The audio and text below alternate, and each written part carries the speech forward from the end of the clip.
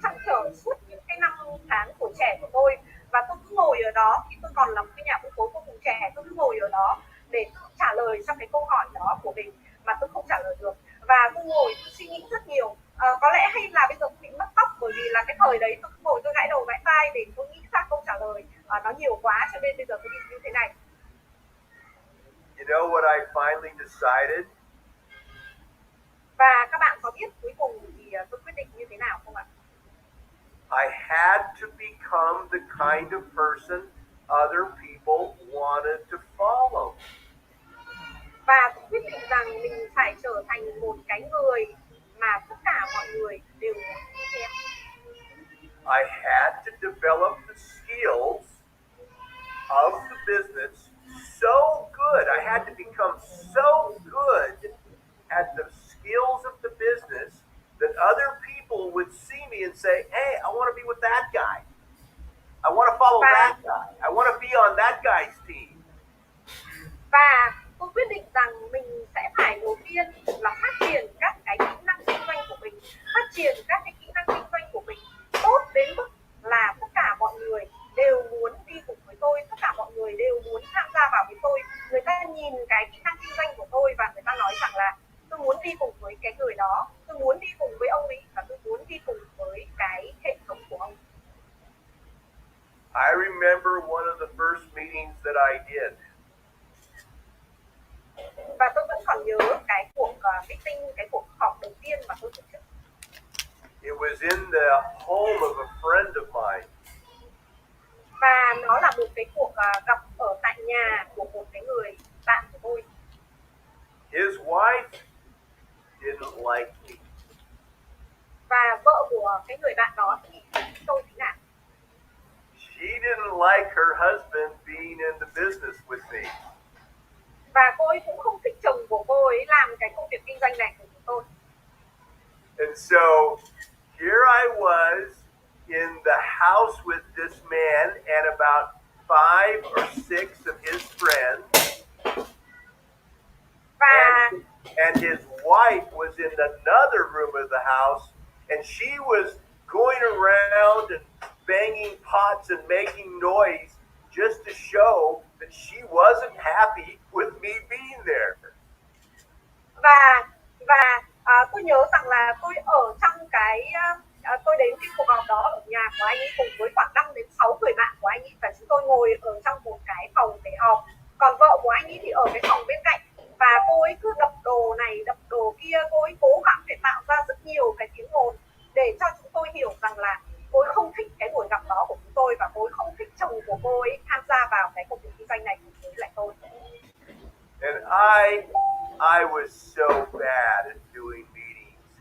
I could tell it was bad. People were looking around, they were looking at each other.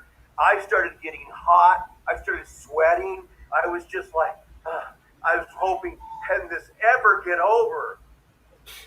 Và tôi nhớ rằng lúc đó tôi đã, cái cuộc meeting đó của tôi đã vô cùng là tệ. Tôi nhớ rằng là tất cả mọi người thì không có hào hứng gì cả. Mọi người cứ nhìn quanh quẩn rồi lại nhìn nhau, rồi tôi thì bắt đầu toát mồ hôi ra, đúng không ạ? Đổ mồ hôi ra và nghĩ rằng là làm thế nào để cho cái cuộc cái buổi thuyết trình này nó trôi qua nhanh nhất có thể. So finally, thankfully, the meeting finally ended, and this friend of mine, his friends all left, and nobody signed up. Zero. Và cuối cùng thì tạ ơn Chúa, tạ ơn cuộc đời là gì ạ? Cái cuộc gặp đó nó cũng kết thúc, và tất cả các người bạn của tôi cũng như là bạn bè của anh ấy thì cười, và gì ạ? Không có một ai ký hợp đồng tham gia cùng chúng tôi cả. And I didn't even care. I was so glad that it was over. I was just like, oh, it's finally over. Và tôi không quan tâm đến việc là không có ai ký hợp đồng, mà tôi chỉ quan tâm đến mỗi một cái việc đó là gì ạ? Là ôi trời ơi, cuối cùng thì cái cuộc họp này nó cũng qua rồi. And then this guy's wife walked into the room, and right in front of her husband, she said, that was terrible. Và cái người vợ của cái người bạn của tôi thì ngay lập tức bước chân vào phòng, đứng trước mặt chồng của mình và nói rằng là tệ quá. Yeah, you can imagine I felt like I was about this tall. I was so small in my own eyes.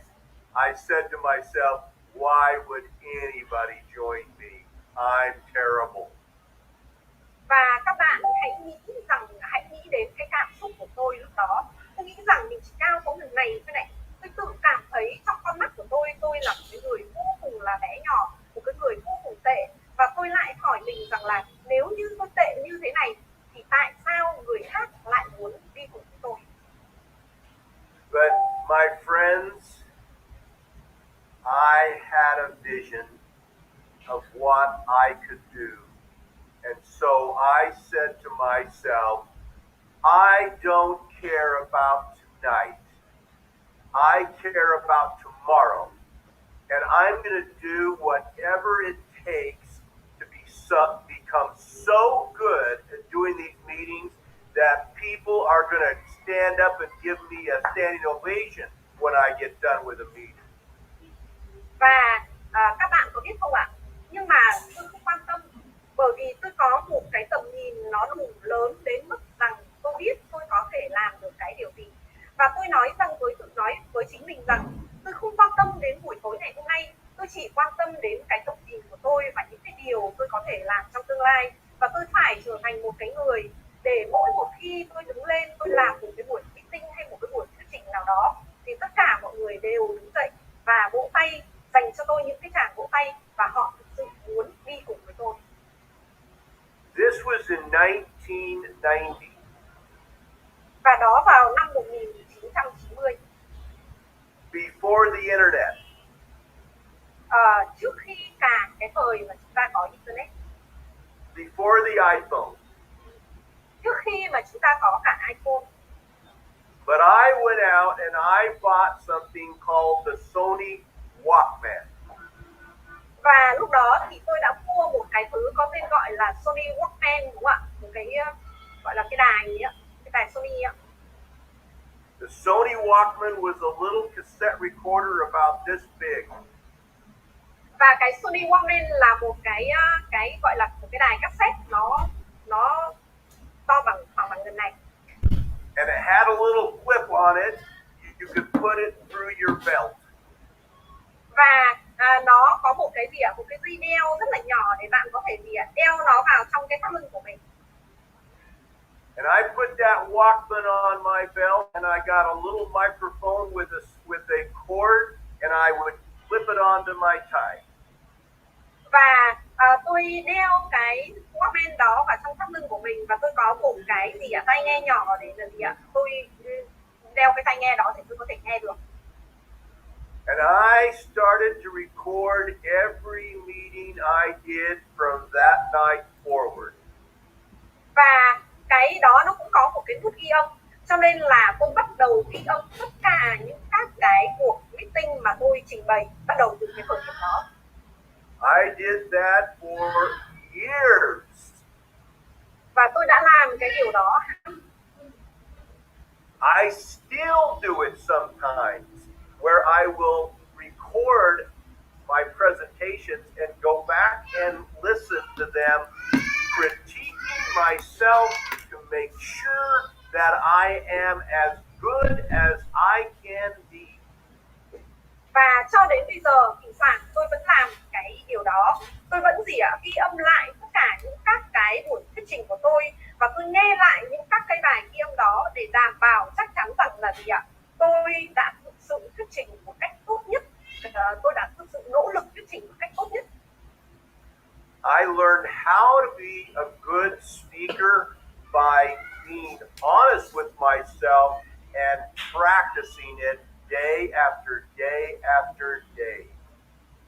Và tôi đã trở thành một cái người thuyết trình giỏi, một cái người speaker vô cùng tuyệt vời bởi vì tôi đã luôn luôn chân thực với chính mình, thẳng thắn với chính mình và tôi đã học mỗi một ngày và tôi đã cố gắng luyện tập mỗi một ngày.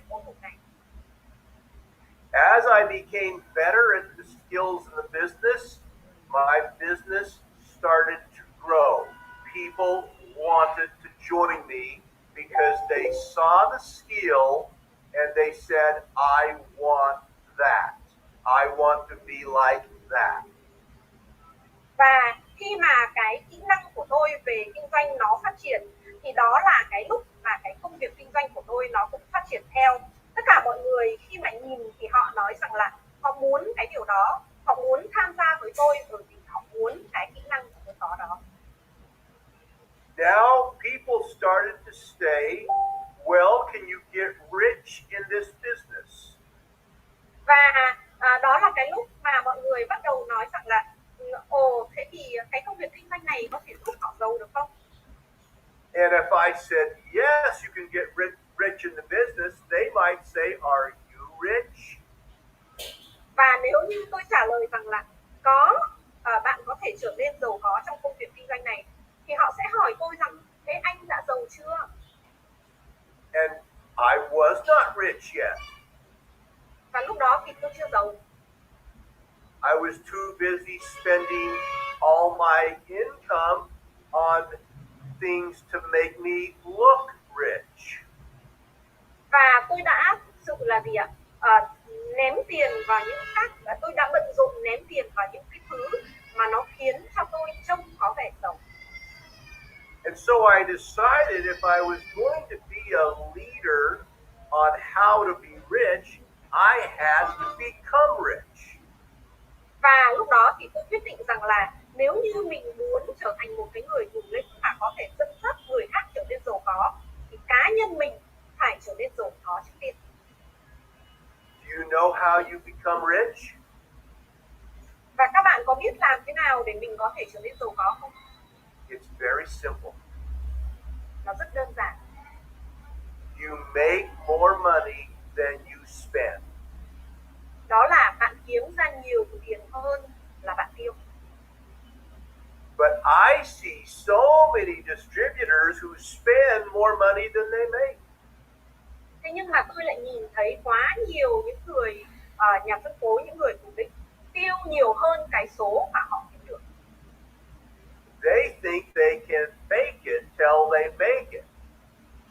Họ nghĩ rằng họ có thể lừa dối cái điều đó cho đến khi họ làm được, thực sự làm được nó. Đúng không ạ? Bác dùng cái từ là fake it until they make it, tức là gì ạ?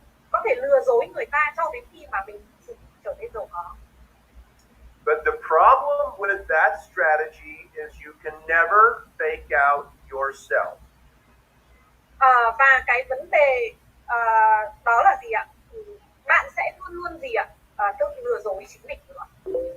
And one of the things that I've found about recruiting is people feel you more than they hear you.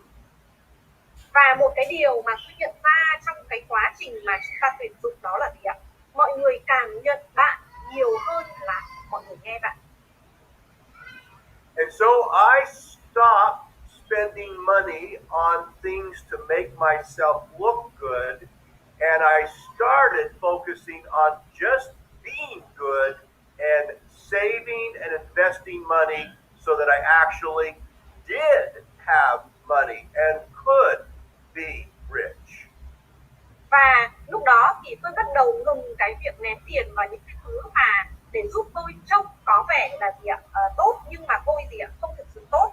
Và tôi đã làm một cái việc đó là gì ạ? Tôi đầu tư tiền vào những cái thứ mà khiến cho thực sự tôi gọi là tôi tiết kiệm tiền, và tôi làm những cái thứ mà khiến cho tôi thực sự là trở nên giàu có một cách đúng nghĩa và trở nên có tiền một cách đúng nghĩa.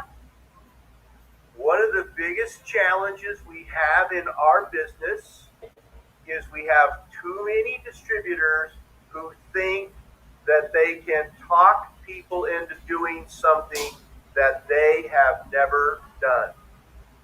Và một trong những các cái vậy là cái vấn đề lớn nhất trong cái ngành này của chúng ta, và những các cái trở ngại lớn nhất đó là gì ạ?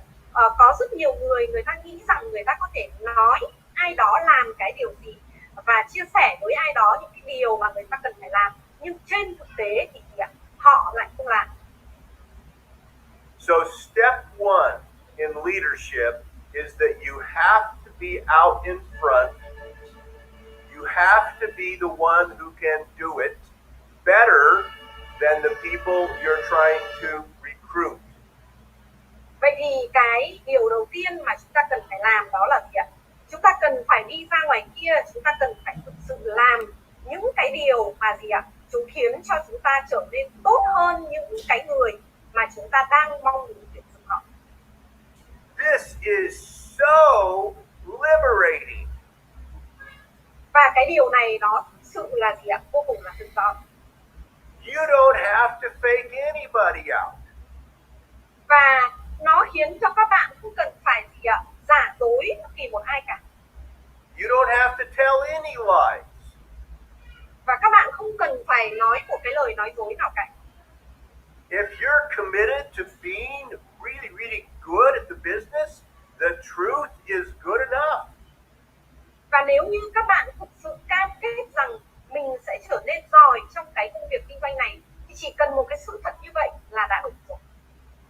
And when you get a reputation for telling the truth, recruiting is easy. Và khi mà các bạn đã có được cái danh tiếng về cái sự thật như vậy, thì cái việc các bạn đi tuyển dụng người khác nó là cái điều vô cùng dễ. If you get a reputation for being the kind of person who is smart with money, guess what? People who want money are going to come to you because they want to be around people who are smart with money.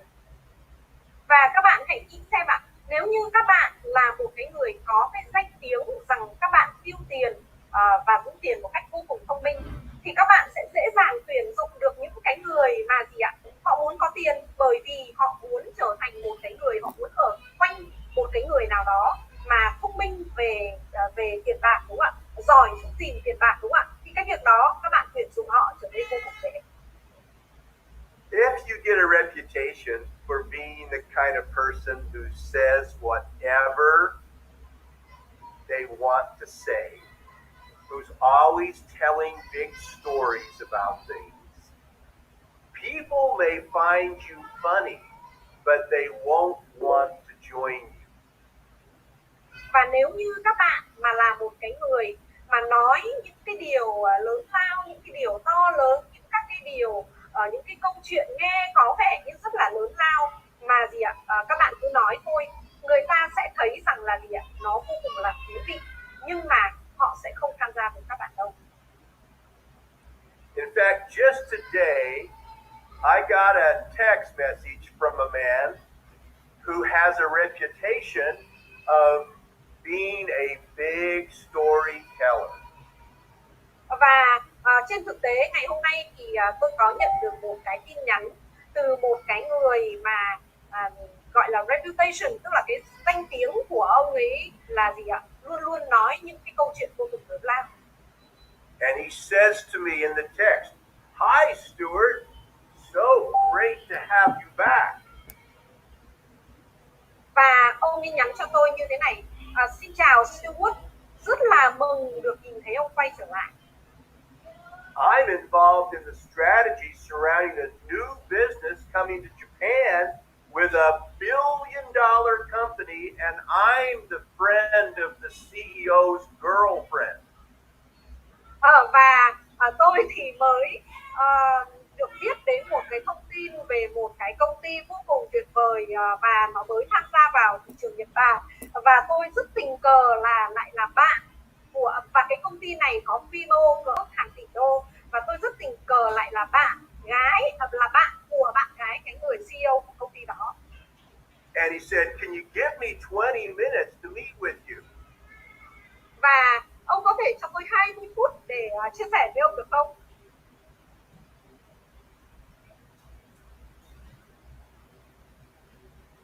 Are you kidding?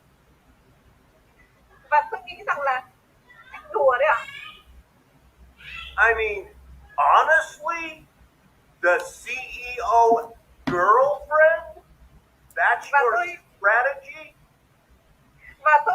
và tôi nghĩ rằng, tôi hỏi thật đấy à? Chiến lược của anh là bạn gái của CEO ấy à? Thật đấy à? Anh đang nói thật đấy à? Delete. Because smart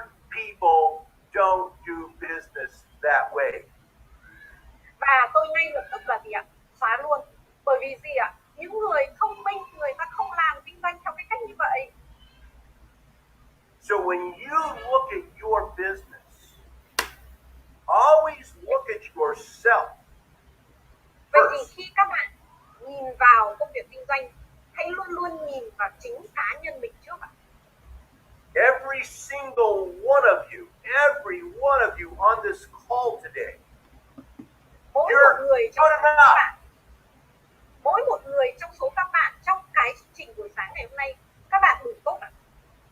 You're good enough to recruit hundreds, even thousands of people, just the way you are.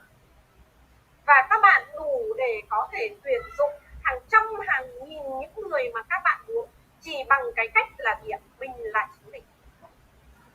Just by being yourself, just by focusing on getting better every day, you will find other people will say, I like that guy, I like that lady, they're honest, I feel safe with them.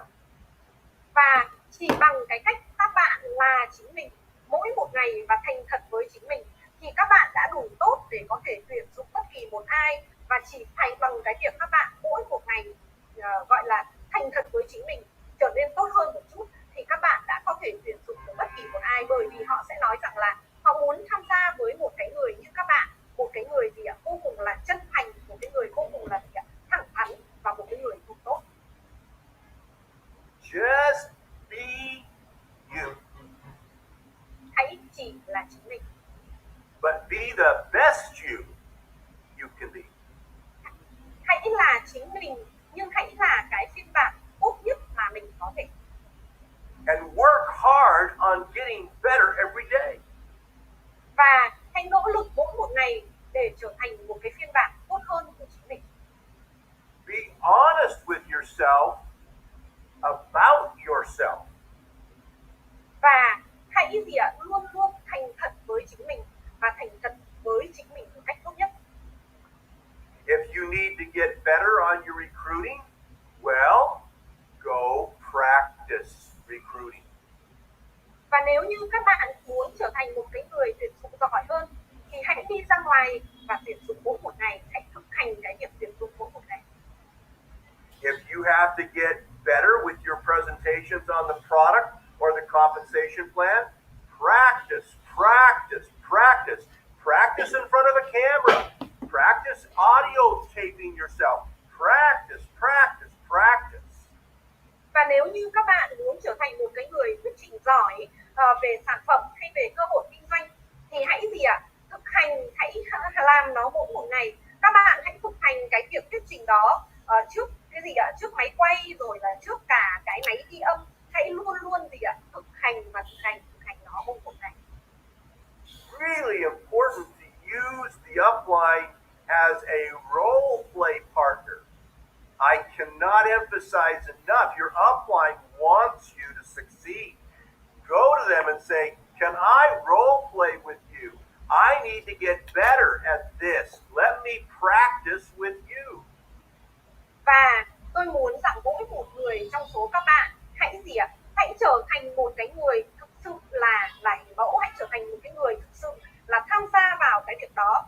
Và các bạn hãy nhớ rằng cái người bảo trợ, cái người upline của các bạn lúc nào cũng muốn các bạn thực sự trở nên thành công.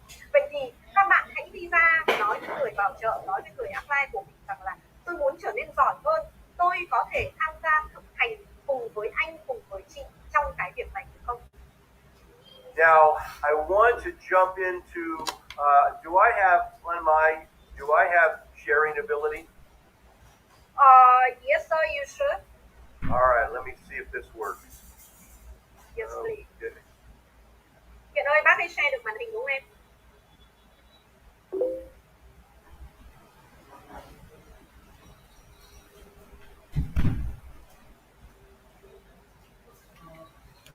Can you try sir? I'm trying. Hang on a second. I don't have the best. All right. Now, are you seeing my screen? Yes sir. Does it say how to stay in the growth mode? Yes, I do see it. All right, excellent. Okay. So, what I want to do is talk to you about something that I talked to Tung Sing about last week. Và ngày hôm nay thì tôi muốn chia sẻ với các bạn một cái điều mà vừa mấy tuần trước tôi mới chia sẻ với chị Tương Sinh. Okay.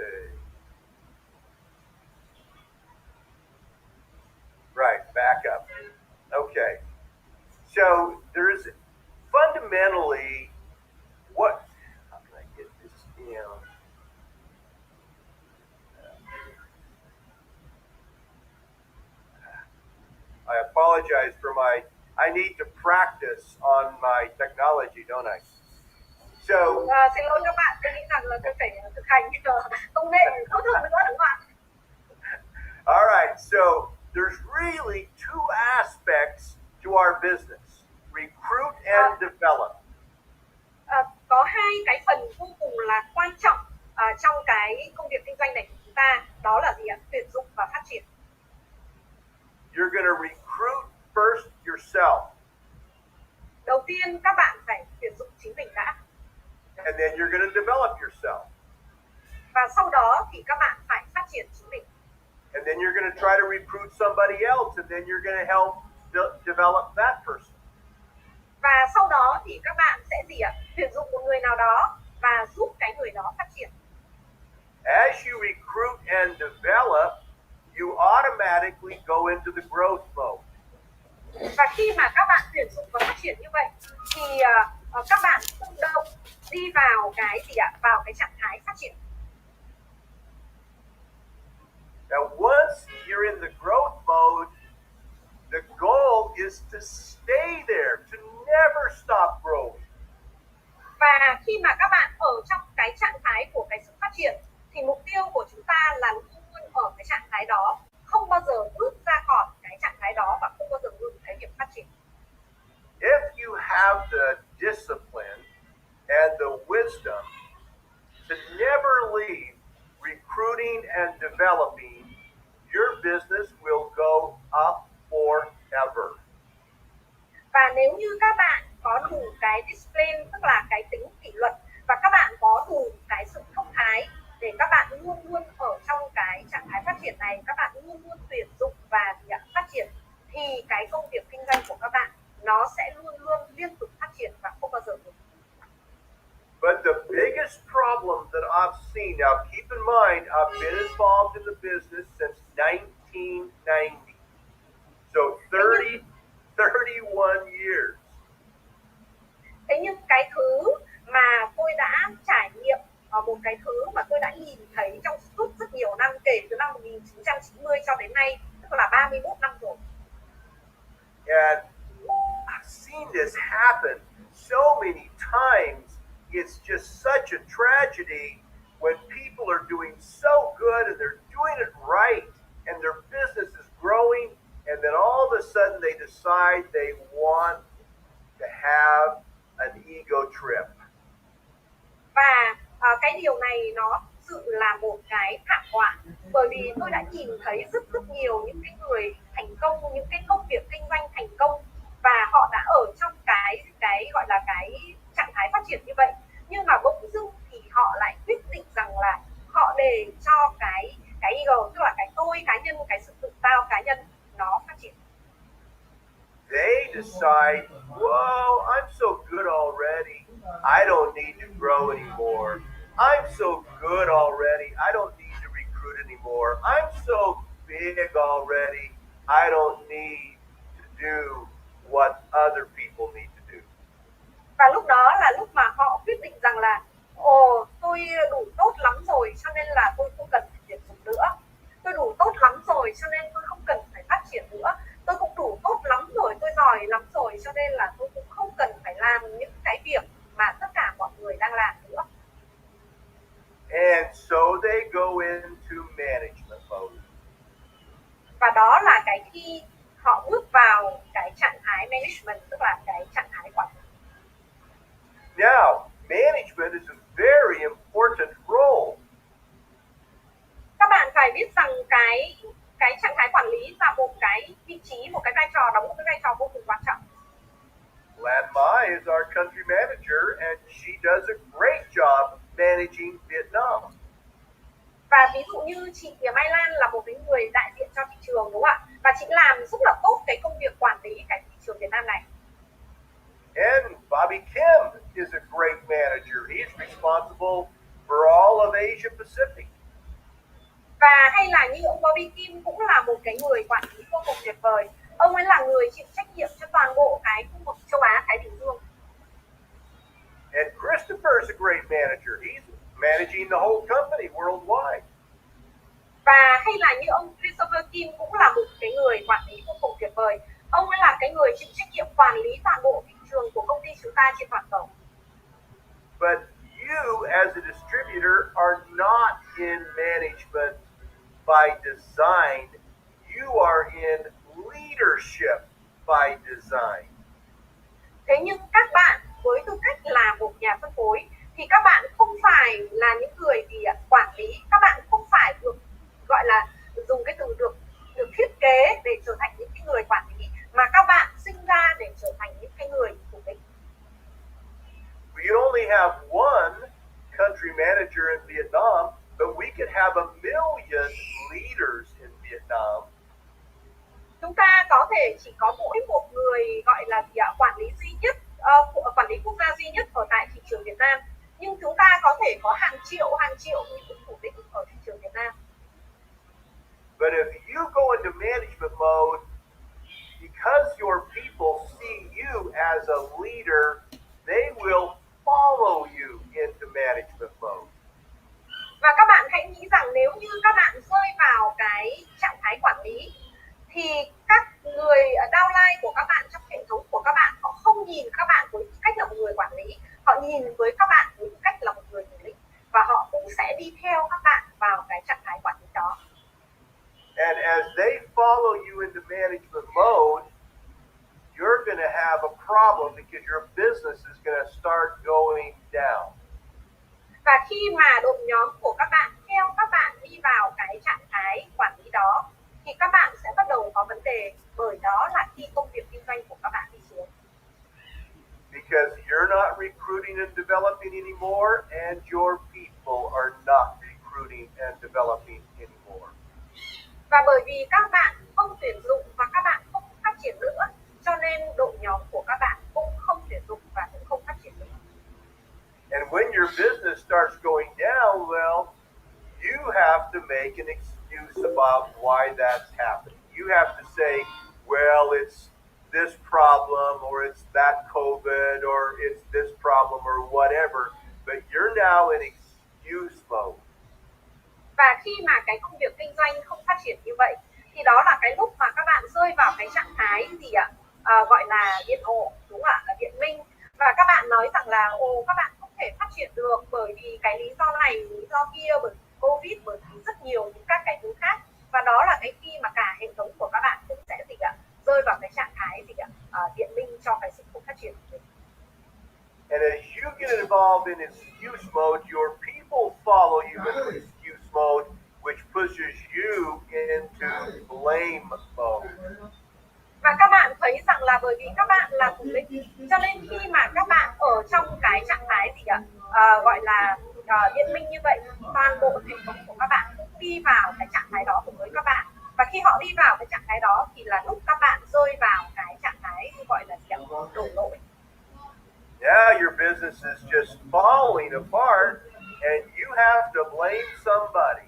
It's the upline, it's the downline, it's the company, it's the products, it's it's Christopher, it's Bobby, it's Lan Mai, it's the compensation plan. You've got to come up with somebody or something that you can blame because your business is just falling apart. Và các bạn thấy rằng khi mà các bạn rơi vào cái trạng thái đổ lỗi là khi mà cái công việc kinh doanh của các bạn nó hoàn toàn nó sụp đổ. Và vì cái công việc kinh doanh sụp đổ cho nên các bạn phải tìm một ai đó, một cái thứ gì đó để các bạn đổ lỗi, đúng không ạ? Các bạn đổ lỗi nào là do cái này, do cái kia, nào là do ông Christopher, do ông Bobby, do Mai Lan, hay là do chương trình trả được, hay là do product, hay là do sản phẩm, hay là do công ty. Và các bạn liên tục đổ lỗi cho cái sự tan rã của cái hệ thống của mình. And if you keep going down that path, well, you're going to go all the way to the bottom. Và nếu như các bạn cứ đi theo cái chương trình như vậy thì các bạn sẽ rơi xuống tận đáy của cái sự thất bại. And you may say, well, Stewart, I think you're making too big a deal out of this, but I'm not, because I've seen people who were diamonds and double diamonds and even triple diamonds who have lost their whole business because of this decision to go into management mode. Và các bạn có thể nói với tôi rằng là ông Stewart ơi, ông cứ làm quá lên, làm lớn chuyện lên chứ làm gì. có chuyện nó đến mức tệ như thế. Nhưng trên thực tế đó là cái sự thật nó đã diễn ra, và tôi đã nhìn thấy rất nhiều diamond, double diamond, triple diamond, và họ hoàn toàn mất đi cái hy vọng khôi phục lại cái công việc kinh doanh của mình, chỉ vì một cái quyết định lúc ban đầu là họ rơi vào cái trạng thái quản lý. Now, isn't that sad that there could be somebody making 50,000 USD a month, 100,000 USD a month, and they can make the decision that will actually destroy their own business? I just think that is so sad. Và cái điều đó nó có buồn không ạ? Nó quá tệ, nó quá buồn đúng không ạ? Khi mà nhìn thấy một người nào đó có cái mức thu nhập 50.000 hay 100.000 đô một tháng, mà rồi cuối cùng thì phá hủy toàn bộ cái công việc kinh doanh của mình, chỉ vì cái việc rằng là họ quyết định mình sẽ đi vào cái trạng thái quản lý đó. Fortunately, there's a way to get out of this trap, and that is to go back to recruit and develop. Và rất may mắn là có một cái cách để thoát ra khỏi cái bẫy này, đó là gì ạ? Ngay lập tức trở lại với cái trạng thái của tuyển dụng và phát triển. If you simply say to yourself, every morning you get up and look in the mirror and you say, I want my downline to do exactly what I do today. And then you go do what you want them to do, your business will go back to growth mode and you will go back to having great success. Và các bạn làm cái điều đó bằng cách nào ạ? Bằng một cái điều đó là đầu tiên hãy, giống như là tôi đã nói lúc ban đầu, hãy tự tuyển dụng lại chính mình. Các bạn hãy mỗi một ngày đứng trước một cái gương và quyết định rằng là tôi sẽ quay trở lại cái trạng thái tuyển dụng và phát triển, tôi sẽ quay trở lại cái trạng thái phát triển, và tôi sẽ muốn tất cả mọi người trong đội nhóm của tôi làm chính xác những cái điều mà tôi làm ngày hôm nay. Và các bạn hãy đi ra ngoài, các bạn hãy bắt đầu gì ạ? Tuyển dụng, các bạn hãy bắt đầu khôi phục lại cái công việc kinh doanh của mình, và đó là khi toàn bộ hệ thống của các bạn họ cũng sẽ chính xác làm như vậy. Now, you may think to yourself, why is Stewart giving us such a downer of a training? This is so depressing.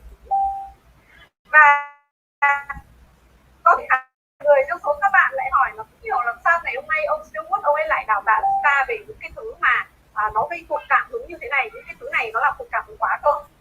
And I'm doing it because you have been so successful. Và tôi làm cái điều này bởi vì các bạn đang vô cùng thành công. Because this sort of bad decision always happens after you have about a year of great success. That's when you start thinking, I'm good, I'm big enough, I'm okay, I got lots of money, I don't need to work anymore, I'll just make them work. That's when it happens.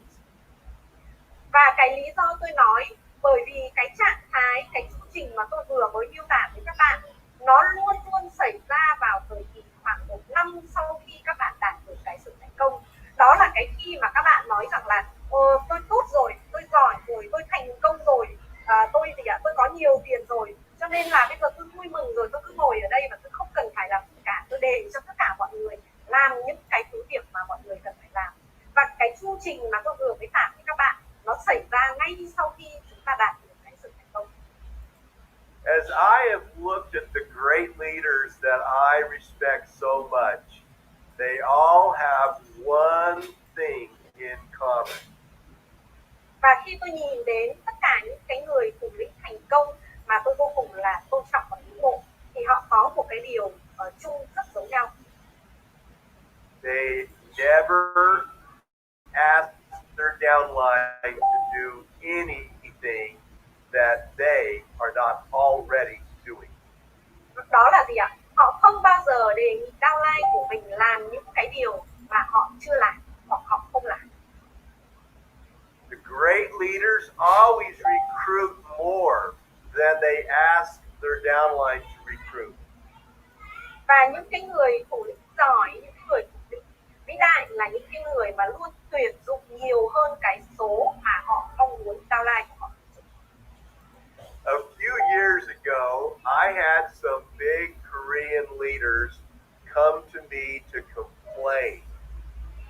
They Cách wanted đây vài to complain to me.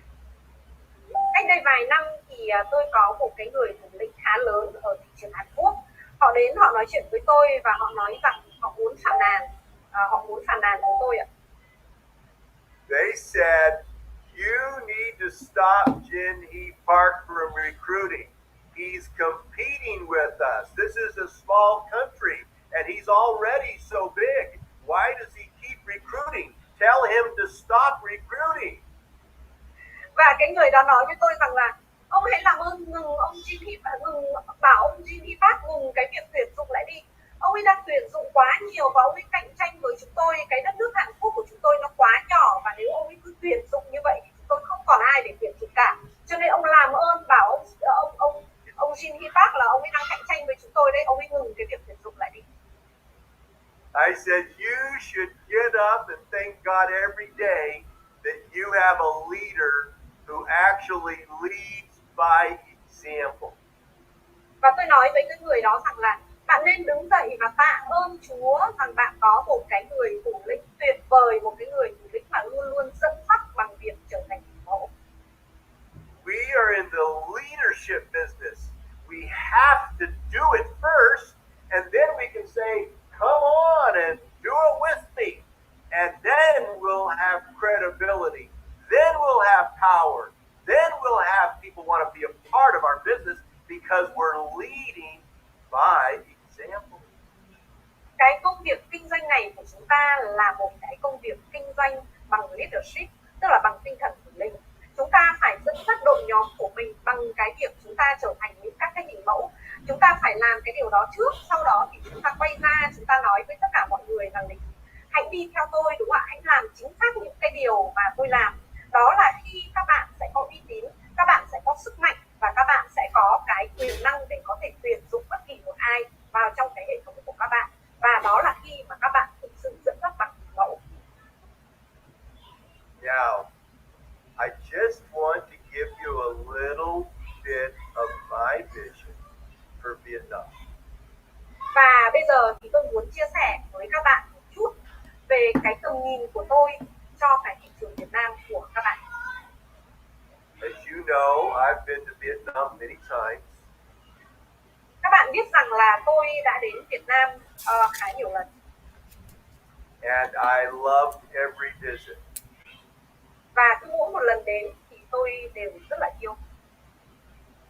Ho Chi Minh City is one of the few cities in the world where I can go and it feels like I've been plugged into the electricity grid of the city. I go, whoa, I am so energized because this city is electric.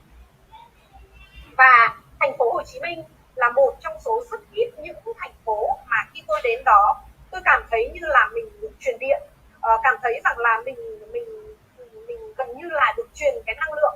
Mỗi một khi tôi đến và tôi bước chân vào cái thành phố đó thì tôi thấy giống như là mình đang được cắm vào một cái công tắc điện ấy. Là gì ạ? Tôi cảm thấy rằng là cả cái người tôi nó tràn đầy cái nhiệt huyết và tràn đầy cái sự hưng phấn. And even when I go to smaller cities, and when I go to the capital city of Hanoi, I feel the fire and the energy of the Vietnamese people. Và kể cả khi tôi đi đến những các cái thành phố nhỏ hay là đi đến cái thủ đô của các bạn, đó là Hà Nội, thì tôi luôn luôn cảm nhận rằng tất cả mọi người Việt Nam giống như là có một cái nguồn năng lượng vô tận. Tất cả mọi người đều sẵn sàng để nhận bùng cháy. 20 years ago, when we first started working hard to build Korea, Korea was really not the world leader in anything in those days. Cách đây khoảng 20 năm khi mà chúng tôi bắt đầu xây dựng thị trường Hàn Quốc, thì lúc đó Hàn Quốc chưa phải là một người dẫn đầu, chưa phải là một người anh cả của cái thế giới này ở bất kỳ một cái lĩnh vực gì. Và cái thời điểm đấy Hàn Quốc không là gì cả. But I could tell by watching the people that they were going to become world leaders because the people were smart and they were disciplined and they were hard workers. Thế nhưng mà lúc đó khi mà đến với Hàn Quốc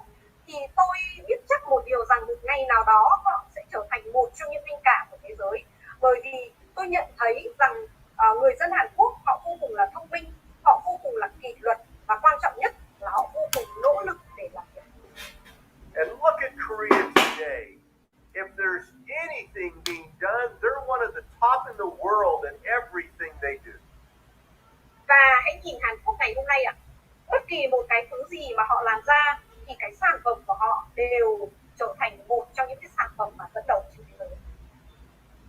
And Vietnam is going to blow right past Korea. Và Việt Nam sẽ là một cái quốc gia mà thổi bay cái quá khứ đó của Hàn Quốc. Do you know why? Các bạn có biết tại sao không ạ? Two reasons. Có hai lý do. Number one, you have more than double the Korean population. More than double. Đó là các bạn có cái dân số lớn hơn gấp đôi dân số của Hàn Quốc ạ. Các bạn hãy nhớ rằng dân số của chúng ta lớn hơn gấp đôi dân số của Hàn Quốc. Number two reason, and I think this is even a bigger reason, you are much younger than the Korean people. Và cái lý do thứ hai mà tôi nghĩ rằng cái lý do này nó là cái lý do lớn hơn, đó là gì ạ? Cái tuổi dân số của các bạn trẻ hơn so với Hàn Quốc rất nhiều. Bigger population, younger population creates dramatic growth. Và với một cái dân số lớn hơn và dân số trẻ hơn thì nó sẽ tạo ra một cái sự phát triển vô cùng là ngoạn mục. Already, Korea has a very high per capita income in the world. Very high, not the highest, but it's high, meaning they can afford to buy all of our products. Và các bạn biết rằng là tức là cái thu nhập bình quân đầu người của Hàn Quốc đã vô cùng là cao. Nó không phải là cao nhất thế giới nhưng nó cao đủ để có thể chi trả trong cái việc sử dụng cái sản phẩm của chúng ta. Vietnam's per capita income is very low right now. Thế nhưng cái cái thu nhập bình quân đầu người của Việt Nam thì vẫn còn rất thấp. And it is going to grow by 200, 300, 400, 500% in the next 10 to 15 years. Và các bạn hãy hình dung rằng nó sẽ phát triển lên gấp 200 lần, 300 lần, 400 lần, 500 lần trong vòng 10 năm tới. I don't believe Korea's per capita income will even grow by 20% in the next 10 years. Và tôi thì cho rằng là trong vòng 10 năm tới, cái thu nhập bình quân đầu người của Hàn Quốc không thể nào tăng quá được 20% nữa. So when you grow an economy and the income of the people in the economy by that much, that fast, it creates massive opportunity for people in our business. Và các bạn hãy tưởng tượng rằng là khi một cái nền kinh tế phát triển, một cái thu nhập bình quân đầu người phát triển nhanh và phát triển một cái cách gọi là gì ạ? Theo cái con số lớn như vậy thì nó sẽ tạo ra một cái gọi là bác sử dụng cái từ massive, tức là một cái gì ạ? Một cái cơ hội vô cùng là khổng lồ và vô cùng là mạnh mẽ cho cái kinh doanh này của chúng ta. The psychology of the Vietnam business person is one of the strongest in all of the world. Và các bạn phải biết rằng là cái gọi là cái tâm lý kinh doanh của một cái người Việt Nam, của cá nhân một người Việt Nam, nó mạnh mẽ hơn bất kỳ một cái sắc tộc nào trên toàn thế giới. If you will stay in growth mode for the next 5 years, you in Vietnam will be the number one country in Unicity. I'm making a prediction for you. Và nếu như các bạn giữ vững cái gọi là cái trạng thái phát triển này trong vòng 5 năm thì chỉ trong 5 năm nữa các bạn sẽ trở thành cái quốc gia lớn nhất của Unicity trên toàn cầu, và đó là một cái điều tôi hoàn toàn có thể nói với các bạn. But you'll have to stay in growth mode. You'll have to be disciplined and not allow yourself to slide into management mode. Thế nhưng để làm được cái điều đó thì các bạn phải luôn luôn giữ mình ở trong cái trạng thái phát triển. Các bạn phải luôn luôn giữ vững cái tính kỷ luật của mình để cho mình không rơi vào cái trạng thái quản lý. Right now we're seeing exciting things happening everywhere in Unicity. Hiện tại chúng ta nhìn thấy những cái điều vô cùng là hưng phấn xảy ra ở Unicity trên tất cả mọi nơi. Japan is growing very fast now. Nhật Bản là một cái quốc gia cũng đang vô cùng là phát triển. The United States is starting to grow very fast right now. Và ngay tại Mỹ cũng bắt đầu phát triển quay trở lại vô cùng mạnh mẽ. We are seeing the Europeans and the people in the Middle East starting to grow very fast right now. Chúng tôi cũng nhìn thấy ở châu Âu và ở Trung Đông, đúng không ạ? Mọi người cũng bắt đầu phát triển một cách vô cùng là nhanh. But no one has a better opportunity than Vietnam over the next 5 years. Everything is coming together just like the sun, the stars, the moon, everything's lining up for you right now. You only get chances like this maybe once or twice in your lifetime. Và tuy nhiên thì không có một cái quốc gia nào có cái cơ hội khổng lồ và cái cơ hội tuyệt vời giống như là ở Việt Nam các bạn đang có bây giờ. Nó giống như một cái cơ hội, nó giống như là mặt trăng, mặt trời, tất cả những các cái vì sao đều chiếu sáng cho cái sự phát triển này của các bạn. Và các bạn hãy nhớ rằng các bạn không có đến quá 1 đến 2 lần một cái cơ hội như thế này trong suốt cuộc đời mình. In 5 to 7 years, your greatest window of growth will have already happened. Và chỉ trong vòng 5 đến 7 năm nữa thì cái sự phát triển lớn nhất nó sẽ xảy ra. Don't miss it. Và hãy đừng bỏ lỡ nó. You are the ones who are there now. You are perfectly positioned to be the ones who catch the wave and ride the wave right now. Và các bạn là cái người mà đã ở đó, đã nắm được cái khoảnh khắc để các bạn gì ạ? Ở trên cái ngọn sóng, cưỡi cái ngọn sóng đó và gì ạ? Và gọi là chinh phục cái ngọn sóng đó. You've got to be in the water. You've got to be on your surfboard. You've got to be paddling like crazy. You've got to get yourself stronger and better because you're already there. You're in the right ocean. You're in the perfect place right now. Và các bạn hãy nhớ rằng hãy hình dung giống như là mình đang đi lướt ván, đúng không ạ? Các bạn hãy đắm mình vào trong biển cả. Các bạn hãy đắm mình vào những các cái con sóng. Các bạn hãy gì ạ? Trở nên mạnh mẽ hơn.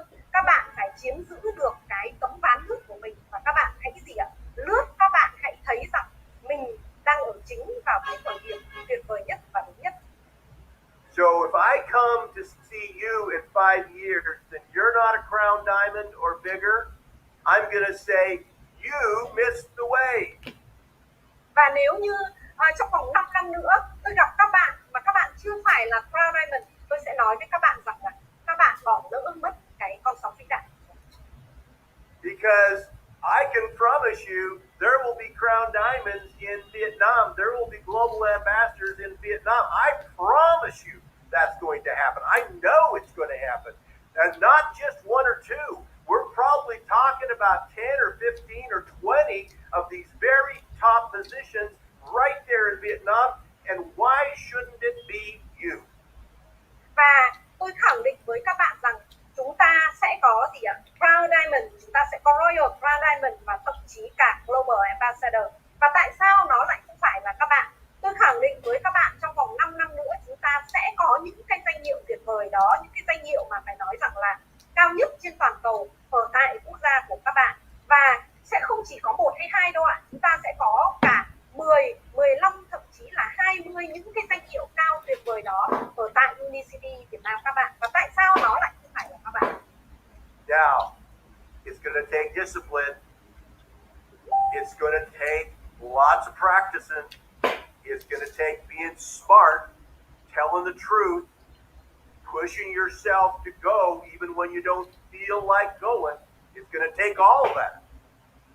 Và các bạn biết không ạ, nó sẽ đòi hỏi các bạn phải có tính kỷ luật, nó đòi hỏi các bạn phải thực hành mỗi một ngày, nó đòi hỏi các bạn phải thông minh, nó đòi hỏi các bạn phải luôn luôn gì ạ, thành thật, và nó đòi hỏi các bạn phải luôn luôn nỗ lực và gì ạ, đẩy mình mỗi một ngày. Nó đòi hỏi tất cả những các cái điều đó cho cái con đường này. But if you can push yourself harder than you ever have for the next 5 years, if you can grow harder than you ever have in the next 5 years, you're going to live better than 99.9% of the people in the world live, because this is your moment. Và nếu như các bạn có thể thúc đẩy mình để phát triển mạnh mẽ hơn nữa, các bạn có thể thúc đẩy mình để trở nên mạnh mẽ hơn nữa, thì các bạn sẽ thấy rằng mình sẽ sống một cái cuộc sống tốt hơn 99,9% những người ngoài kia, bởi vì các bạn đang chiếm giữ được đúng cái khoảnh khắc tuyệt vời này. So pay the price. Vậy thì hãy chấp nhận trả giá. Do the work. Hãy làm việc. Ask for people to make a decision. Hãy gì ạ? Đề nghị mọi người đưa ra quyết định. Lead by example. Hãy trở thành một cái hình mẫu. Get up early, stay up late. Push, push, push. Và các bạn hãy dậy sớm, các bạn hãy đi ngủ muộn, các bạn hãy liên tục gì ạ? Thúc đẩy, thúc đẩy, thúc đẩy. You're all so young right now. Các bạn đều vô cùng là trẻ. You don't want to have to be pushing when you're my age, right? Các bạn sẽ không muốn rằng đến tuổi của tôi các bạn mới thúc đẩy mình, đúng không ạ? When you're my age, you want to be living big. You want to be going in your Gulfstream jet. You want to be living house. You want to have your house in Palos Verdes. You want to have your house. Oh, you want to be living big, but only if you push hard now. Và ở cái tuổi của tôi, các bạn sẽ muốn gì ạ? Các bạn sẽ muốn đi khắp tất cả mọi nơi, các bạn sẽ muốn trở nên tự do, các bạn sẽ muốn có nhà ở chỗ này, ở chỗ kia, các bạn sẽ muốn rất nhiều thứ, các bạn sẽ muốn một cái cuộc sống hoàn toàn tự do. Nhưng các bạn chỉ có thể có được cái điều đó nếu như ngay tại cái khoảnh khắc này các bạn hãy gì ạ? Liên tục thúc đẩy, thúc đẩy. You know, I talk about this and it makes me get excited. Và các bạn có biết không ạ? Chia sẻ cái điều này nó khiến cho tôi hưng phấn quá.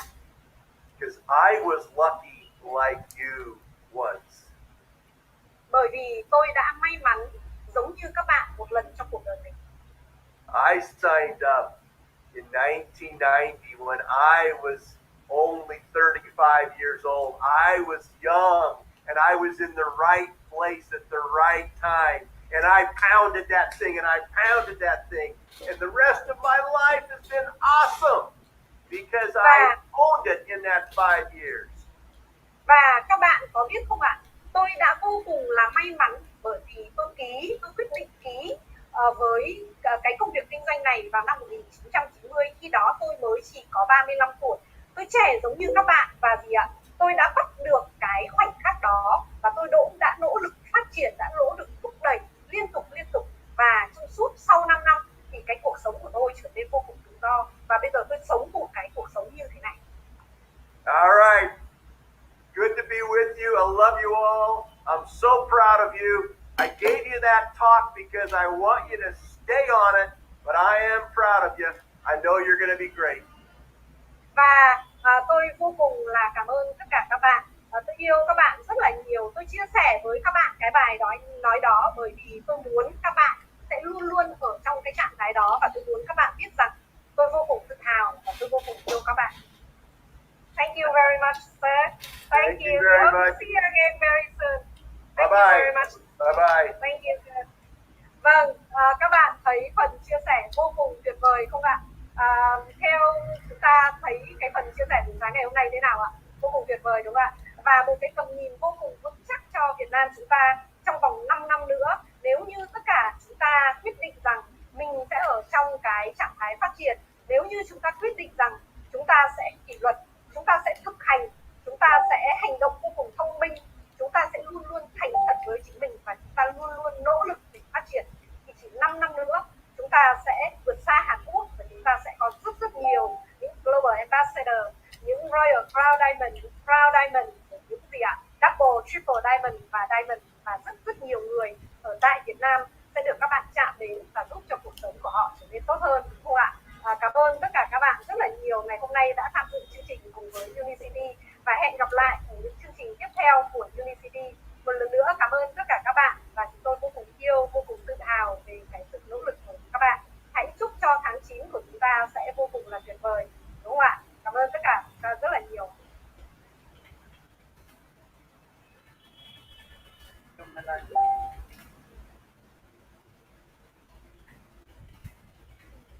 Cảm ơn chị Mai Lan.